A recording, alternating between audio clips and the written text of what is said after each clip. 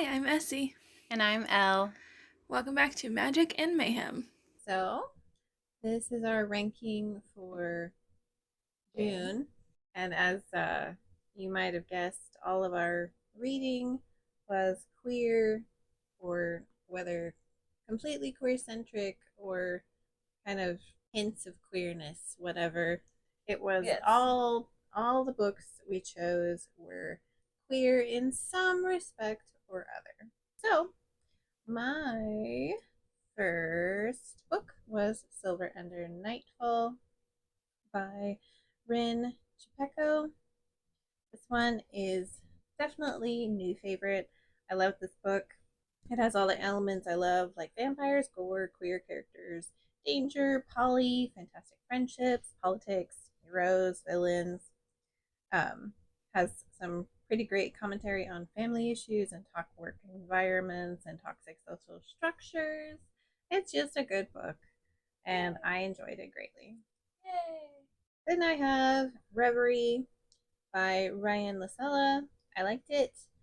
The dream world aspect and magic were super interesting and engaging.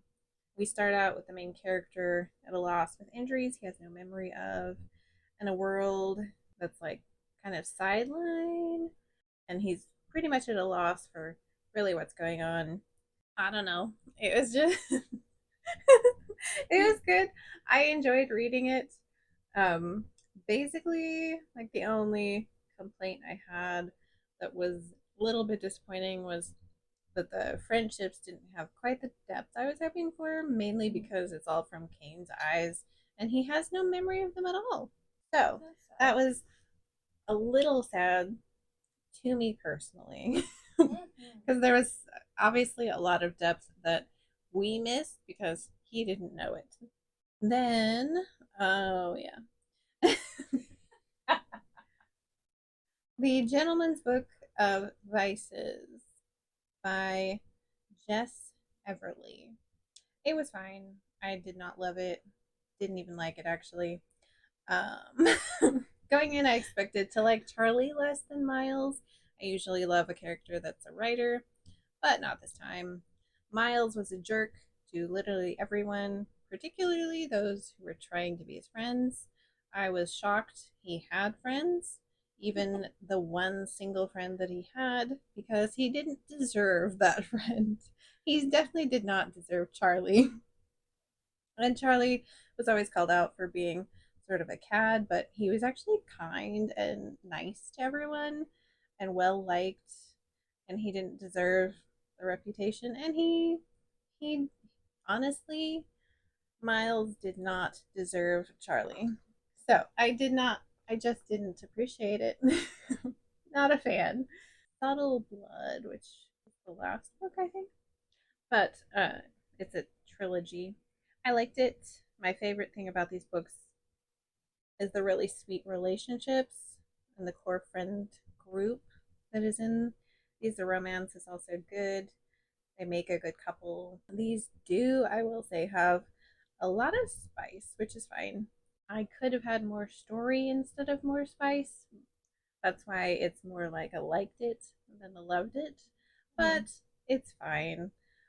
I'm probably a minority in my opinion there. The Abyss Surrounds Us by Emily Skrutsky. Okay. I anyway, it was fine. It was pretty interesting. Enemies to sort of lovers in a messed up world. I really hope the captain and several others die in the next book, or it's just not worth it. Uh, Cassandra and Swift had a lot of development, though I can't say a lot of their choices were good ones. The choices in the end, particularly, were, yeah, okay, make things really bad, great, cool. And basically, honestly, this book is Pokemon if you take away the cuteness and make it all sea monsters and pirates. Okay. Yeah, Interesting. that's basically what it is. It's like Pokemon if you make it how it actually would be, because it is kind of creepy to make creatures fight Right. to Yeah. the death and stuff. Yep. So Then we have Found in Night by Ben Alderson. It was fine. I liked it less than the first one. This one's the second one, mainly because things slash choices made by people who should have known better were obviously for plot. It's one of those, and that always gets me when it's just so obvious that these people shouldn't be making. They should be more intelligent, and just for plot, they're like, I have no brain, so we will make these choices, and that always gets me. It was missing some of the aspects I found more charming in the first one, but still enjoyable. Cemetery Boys by Aiden Thomas. Loved it. It was an entertaining supernatural story with a sweet romance. You could really feel their struggles, and it was really brought to life really well. The friendships were lovely and heartwarming. There was a lot of deep loyalty and binding of these friend groups together. My favorite in the end, we get characters actually screaming at gods Okay. and calling them out for being pathetic. And I enjoyed that deeply. The Hollow Places by T. Kingfisher. Loved it. Particularly a fantastic book to read at night. And that is my opinion. I read it at night. I thought it was better that way. This one is well plotted and well paced horror. It's slow, but the slowness builds the dread. It plays very much into the human instinct to be afraid of places we can't fully see. Also, I think it's worth noting that the cat was a star, as was Prince. And the ending, I thought the ending was great. And I have to say that one of the things that shocked me about this book was that I never considered myself a person who would say the fact that taxidermy was endearing. Oh, yeah, no. Wouldn't have I known. didn't expect to think taxidermy was endearing, and yet taxidermy was very endearing in this book. And also, the friendship between the two main characters was top notch, and I loved it. There is no romance whatsoever in this book. There is a divorced character, but there's no romance. The Sugared Game by J.K. Charles. No, I said that wrong. K.J. Charles. Dyslexia. J.K. No. Dyslexia. Okay. Anyway, it was fine. I liked it. These are always a bit darker than I expect going in for whatever reason. It's always These books are always engaging to read. They're spy mysteries. I love the relationships in the story between Will and Kim and Maisie and Phoebe, the whole crew. That's the most fun part about these books, I think. The only thing in this book particularly, the way they keep secrets can be a bit annoying, but it's not hard to understand in the spy business, I feel like. So, Yeah, true. that's one of you can kind of excuse that a little bit since it's a spy novel. So. Yeah. Okay, Most Ardently by Gabe Cole Novoa. I I loved it. I really enjoyed the ways the story changed in this retelling. The original story is great, but I found the new take refreshing in the historical setting, not giving things away. But I think my favorite part was the ending and also the author's note that tied into the ending. Dandelion by, Dandelion. by Marlena Garance. That's definitely a new favorite. To start with, I did receive an e-arc. We both entered for an e-arc, and fortunately, we both did receive it. I was kind of in love with this book even before I even read the first page. I just knew. Right? I just looked at it, and I was like, when I was considering getting the e-arc, I just look at it. And I'm like, yeah, mm-hmm, that's gonna be a good one. Even No, it's a romance. I know, Kind of. it's weird. Mostly. Yes. It's about other stuff too, but it's mostly romance. Mostly romance. But you know, I just had a feeling about this book, and I knew it was going to be good, and I was correct. Pretty much, I actually put in my pre-order for the finished copy or whatever that wasn't the ARC before I had even finished the book. That's true. You did. I forgot about that. I did. I hadn't even finished it yet, and I was like halfway through the book, and I already put my pre-order in. I was like, yeah, I need that. Yep. gonna need a shelf trophy. Exactly. That was really good. Loved Bill and Bobby and Poppy, by the way. Poppy. Love Poppy. And so it was a great. I'm not normally one for. This book was a weird choice that because I'm not normally one for second crushes. I was wondering what you're trying to say. For second chance romance. Oh, but same. Yeah, same. I did enjoy it and definitely a new favorite. So, all right. The Black Tides of Heaven by Neon Yang. I liked it. There was a lot going on in this book. There was a lot of fun and unique concepts. I liked the world that we were seeing and being brought into in this first book. I don't remember how many books there are supposed to be in this, but the only thing that brought it down for me a little bit was the number of significant time jumps. You would be immersed in a time and then have to quickly reorient yourself in a new time, along with catching up with all the changes that existed within this time jump. So it could be kind of a little bit irritating to be in the midst of like a story and or almost mid battle sometimes. And then you're like, oh, 20 years later. Okay. Cool. Not Great. quite 20 years, but yeah. It could be big time jumps.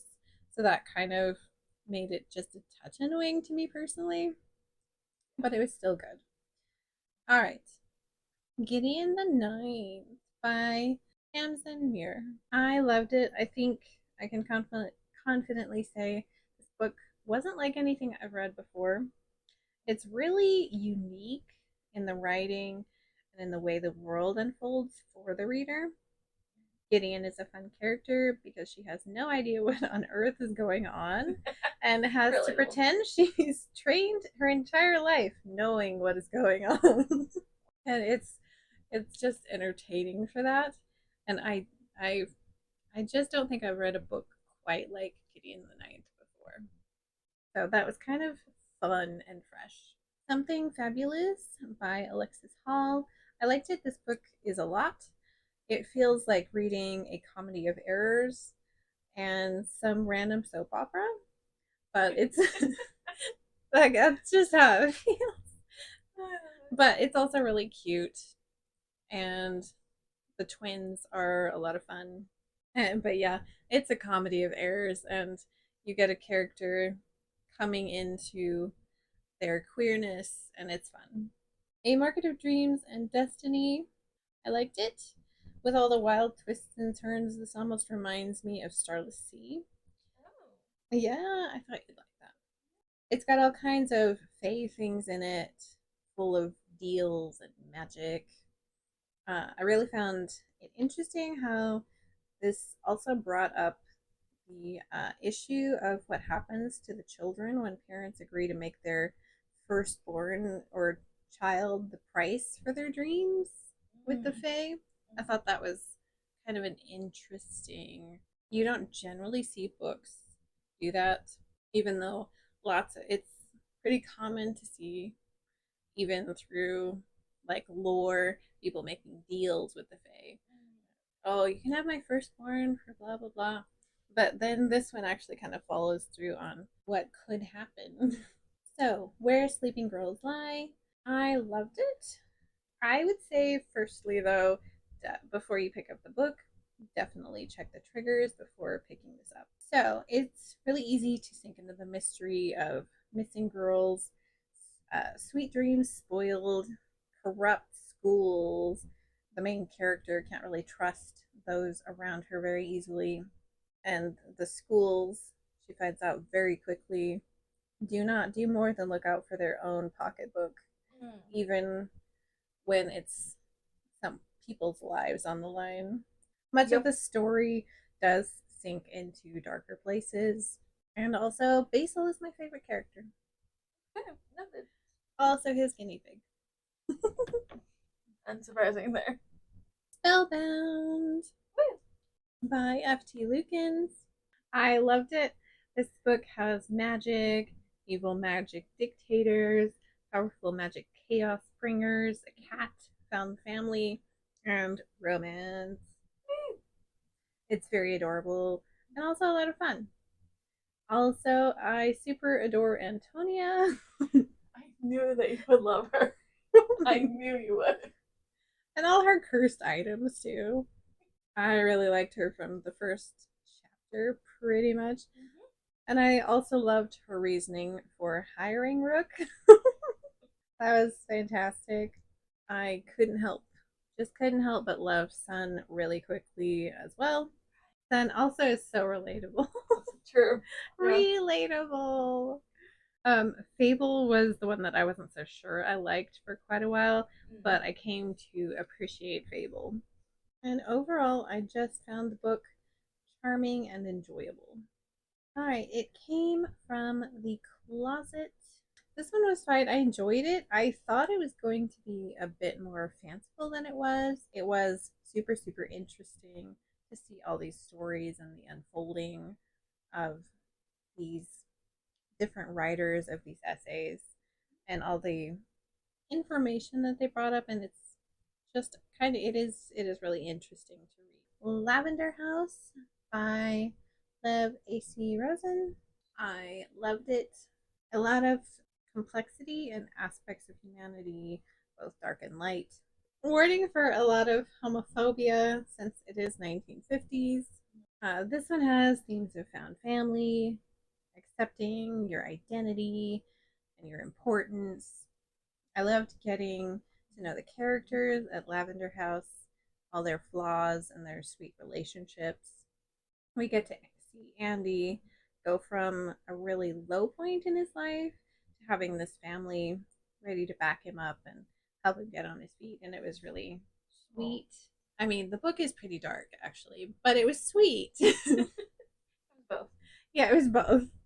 So it was really good. I enjoyed reading it.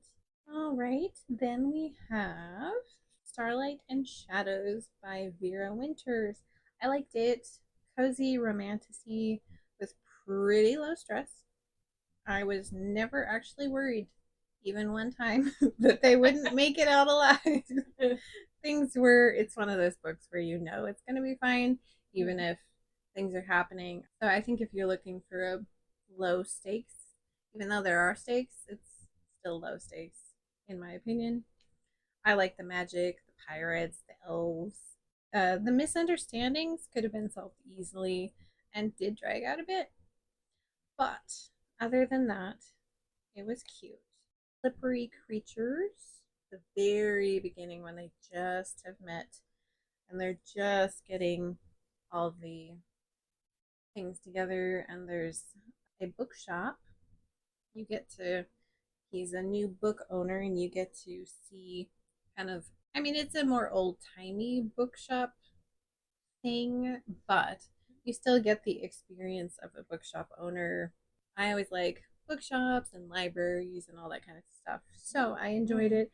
You get your first look into the spy dominion of the series. So it's a lot of fun. This Gilded Abyss.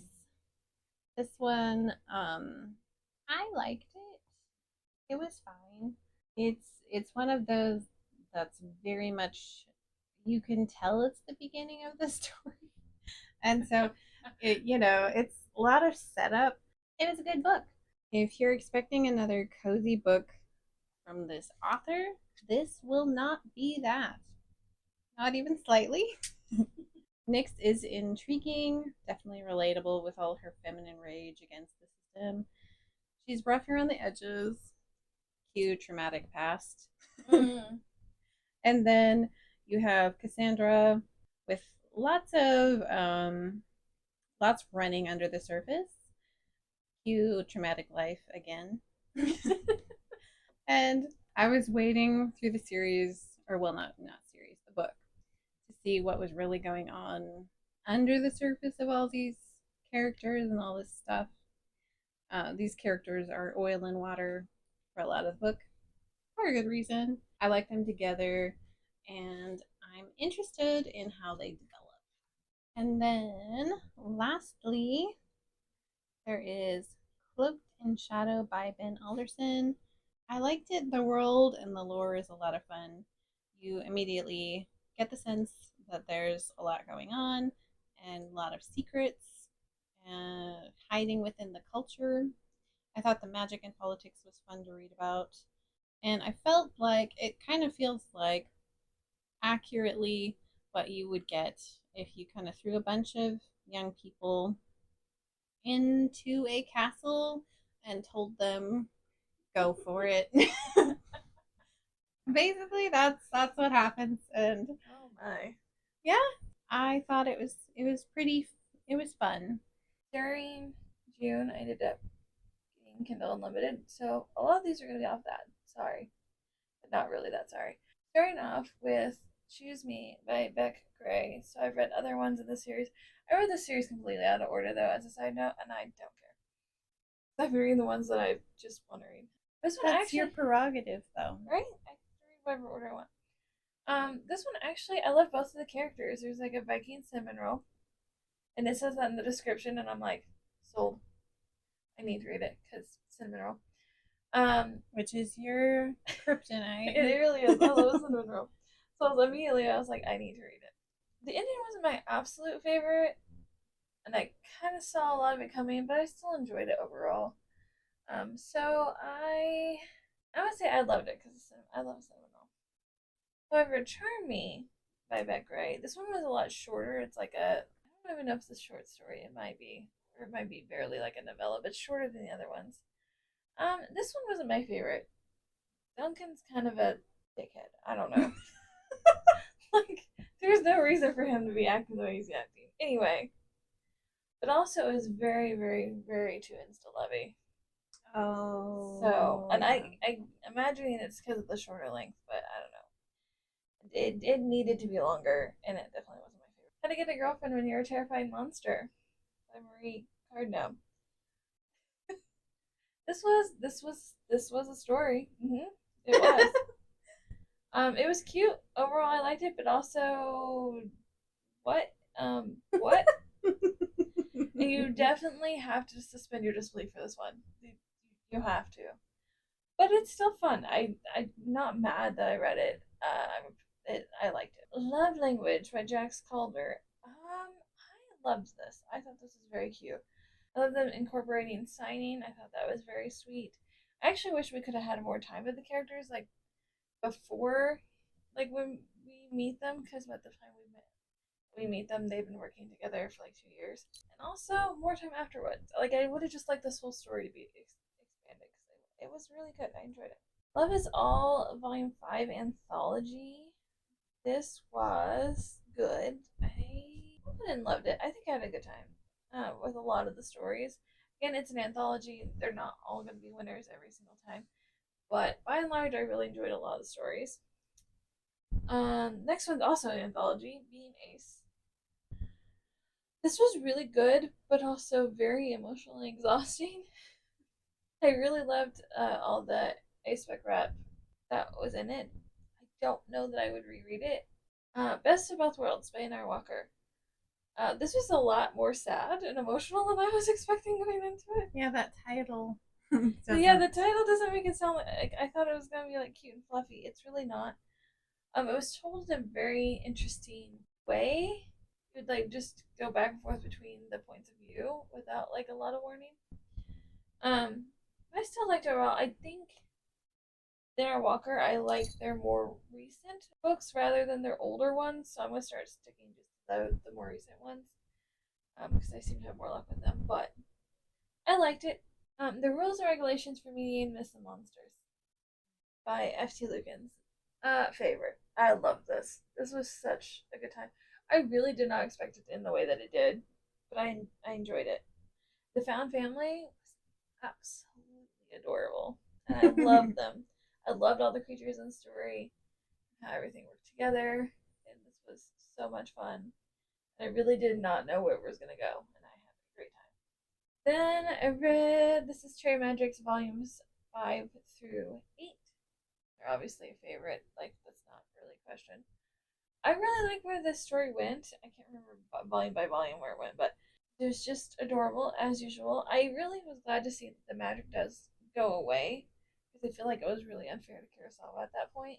And then also it was nice to see the introduction to the families, even if like it wasn't always the smoothest introduction, but it was still cute. The thread that binds Cedar McCloud. I loved this. It's very, very descriptive. Like probably more than it really needs to be, but it's still like written really like you're not mad about it. Yeah. It's just very descriptive. Actually I would recommend it if you want something kind of similar to Starless Sea. It has that kind of feeling when you read Oh, we both had an almost Starless Sea read. it. Yeah. It almost took me as long as it took me to read the Starless Sea too. It does take a while for like things to happen, but things they do happen, and it's a lot of it is it's very character driven. There is a plot, but it is very character driven. I adored the characters so much. It was very good, and I was curious how they were going to handle things. I liked how it was handled. There is a prequel. I'm not sure if I'm going to read the prequel yet or not, but I had a really good time with this one. Arrival Must Vile, R.K. Ashwick. This is a favorite.